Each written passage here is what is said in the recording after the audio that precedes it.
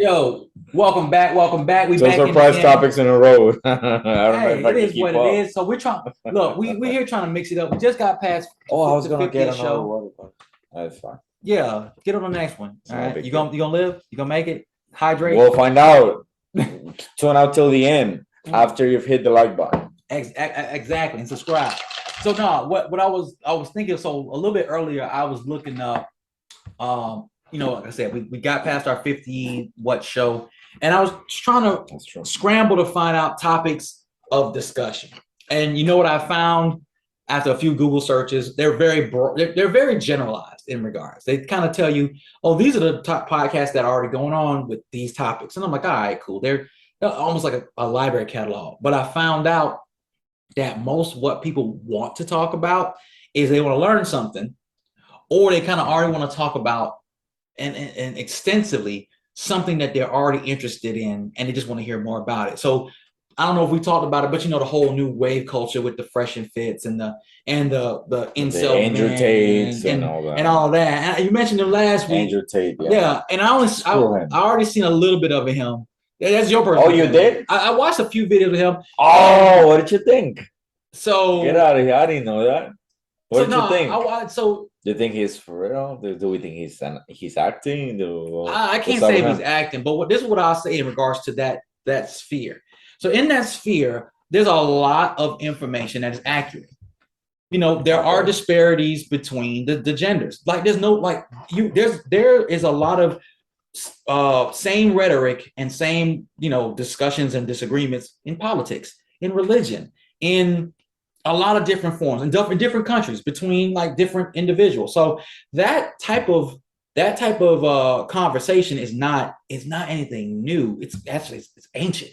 But I think what happens is in American culture, there is a lot of discord that generates money, and there's a lot of people who are not being heard. And then when one group has always been talking, so a certain individual has been talking. Now we have this social media thing that everybody has a platform. The loudest voices are those who can concise and kind of articulate best the feelings, not even the thoughts, but the feelings that the masses have. So and you said Andrew Tate? Yeah. All right. So for him, he's worse than Dan Bilzerian. His who? Dan Bilzerian. Yeah, have you heard him? I don't know who that is. Okay, no. But in him, he embodies an approach that he's very passionate in how he speaks. He seems to be very world traveled and very cultured, and he has his view, especially if he's successful.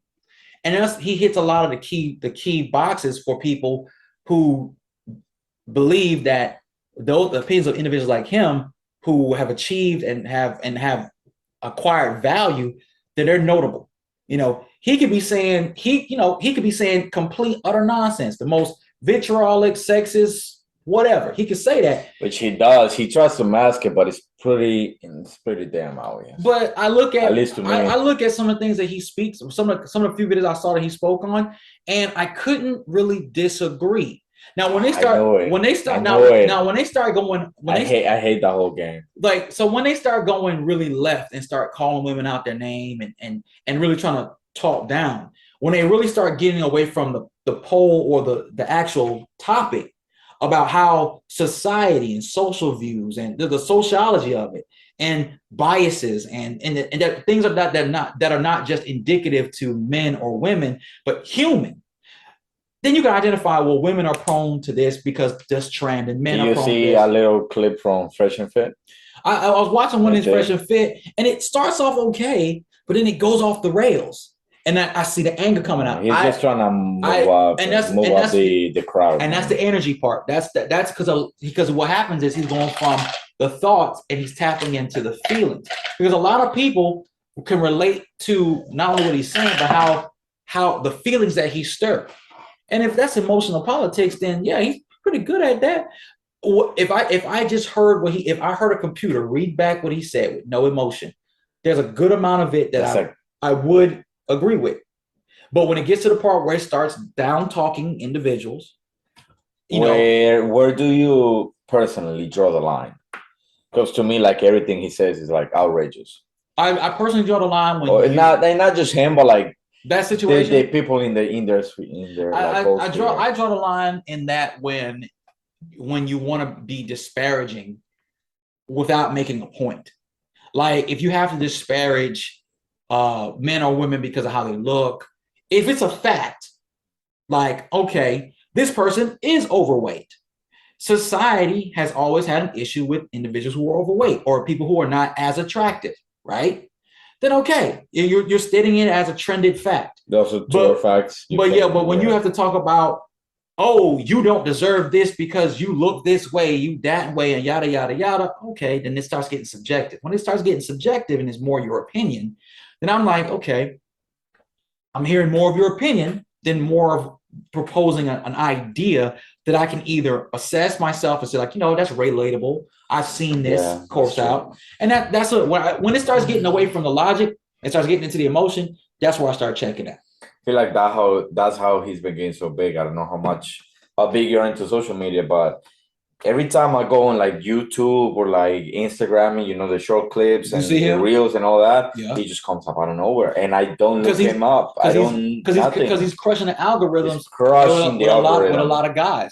And what happens is there's a lot of men and women that are watching him because there are people who want to feel a certain way. You can agree with it. You can agree with him or disagree with him. What happens is people are stirred by him. No different than, say, Kevin Samuels or Fresh and Fit or anybody, right? They're stirred by him, and people who get stirred react. Now, there's a lot of content out there that's really intelligent. Like people are really assessing it. But what you don't hear is a lot of doctors. You don't hear a lot of psychologists. You don't hear a lot of psychiatrists. You don't hear a lot of therapists really chime into this.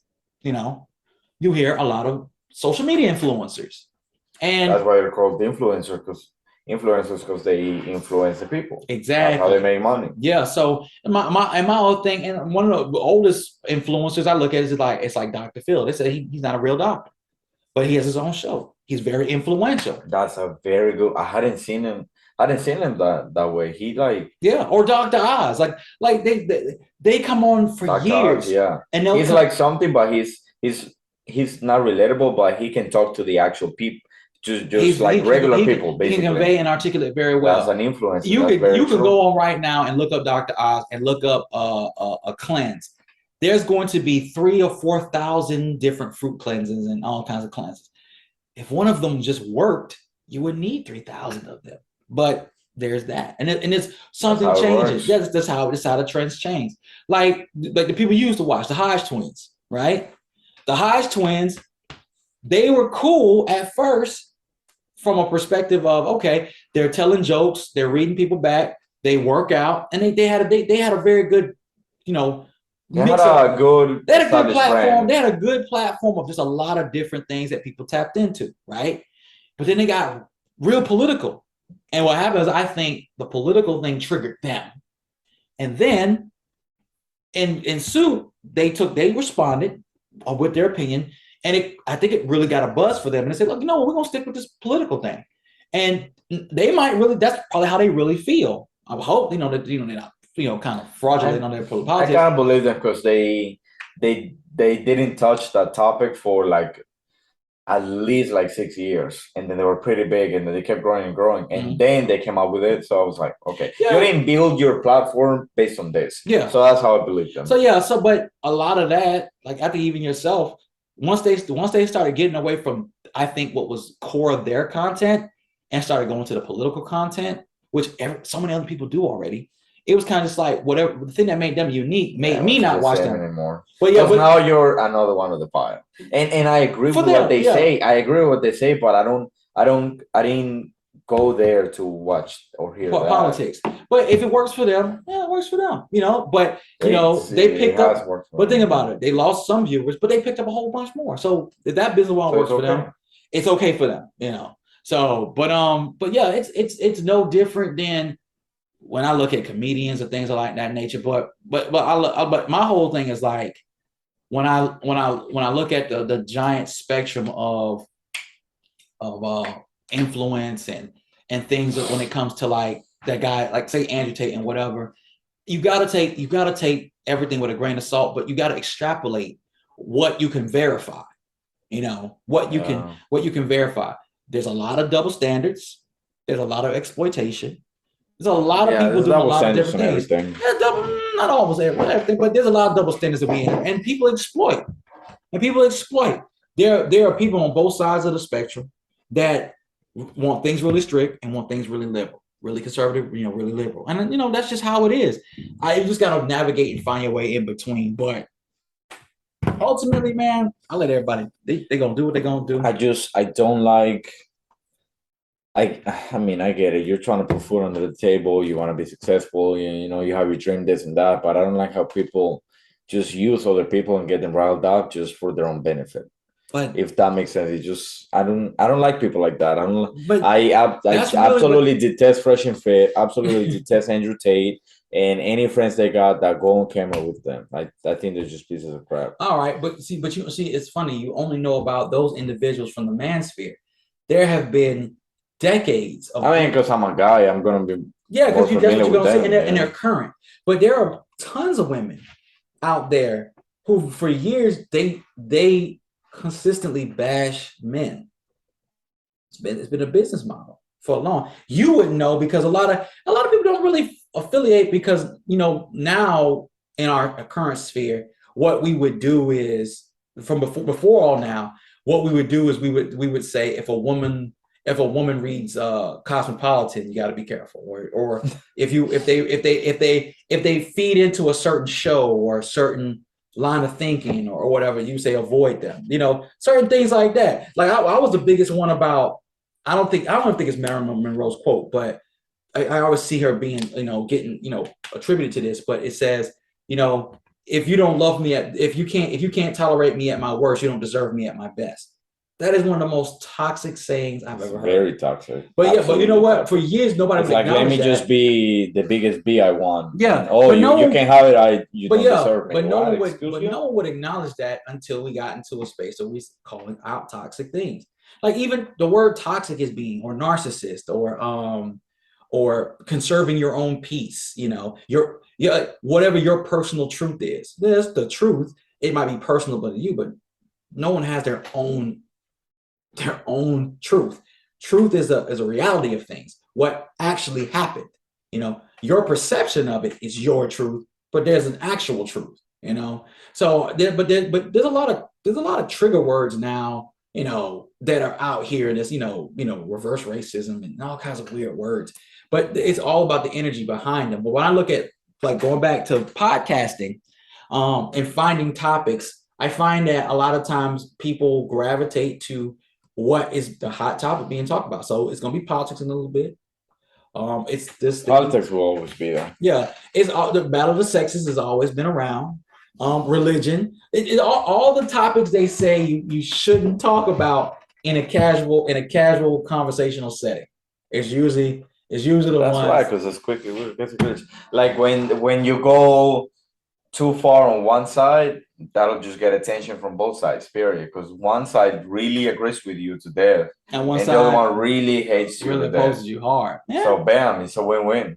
So especially if you're trying to monetize and get views, it's absolutely. You make money, people get entertained. It's cool, but when it creates a negative reaction on people, whether it's getting you upset, getting you to hate someone else, getting you on a nervous mindset, when it builds up anxiety, it's just I don't think it's cool. I don't think it's good when that anxiety and that rage, on that online rage, manifests itself in the real world. So when people go out in the real world after writing a manifesto and want to change something, they want to do something, they want to attack whatever population they choose because they've been riled up and radicalized. I think that's a problem. That's individuals losing touch with reality, with their space in the world. And that's people when the biggest thing is in psychology, when people feel like they don't have any control. Well, you have a lot of control. You control your actions. You control a lot of your outcomes at first. But when people feel hopeless and helpless, and you have so many individuals telling you, oh man, you're being oppressed, you're down, you're this, you're that. People don't do an assessment of all the things they do control and what they don't control and where they fall and say, well, yeah, I'm subjugated at the mercy of this. But these are all things I control. Especially if you're on a pathway to doing well. Well, I got a roof over my head. I can eat what I want to eat. I can go out. I can drive my And car. it's okay. You know, I'm ahead of the curve when it comes to inflation. I can travel if I want to. I can go see soccer games if I need to. You know, I'm gonna avoid the word that you wanted to use earlier. You know, I got that in my life. You know, Well, I know what you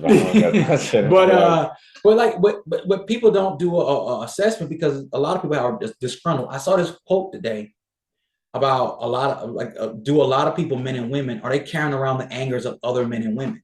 And and I think it's one of those things that people are pissed off about other people. That's why I look at like a lot of groups who like. I saw something recently. A comedian said something about someone they're close to, right? And people were so offended. But the person that the comedian was talking about wasn't even offended. He was like, "Oh man, I didn't think about it." They had a conversation. He's like, "No, man, we good." But people were so offended by what two people who were close to each other, the dialogue that was happening between them, that they were going off talking about whole cancel culture. The guy who was spoke about by the comedian literally said, "It's so funny that you guys went after the comedian and canceled him. I'm like over a million hits on him. I didn't even get 10,000 responses on 'Are you doing all right?' Man, that was really messed up." Not even a tenth of the people who went after the comedian because they don't actually give a damn. They don't care. They really just want someone to go after. It's the hornet's nest. It's not about caring for the person who was offended. It's about going after the person who caused the offense. And when I saw that, I was like, man, that's a very good point. That's a big thing. I never thought of it that way. I mean, I thought of it, and I do a lot, but not that way. What do you guys think? Let us know in the comments down below what your opinions are. Basically, what should we do next? I'm over here struggling with this young man. I literally just thought of a topic. And 2 minutes ago, and it's gone. You don't be trying to hold on to it, man. You better and if we keep talking about Marvel on every other episode, we're gonna get written up, and I don't want to get that call from Disney. Yeah, exactly. You guys be good. Like, subscribe, share, and comment. Let us know what you think. Make it good. Help the algorithm. Yo, should he keep growing his beard? Should I cut mine off? What help? I can't grow my beard any more than this. Help us with something. You need to put some Astor Oil on there. You do something with it. Y'all be good.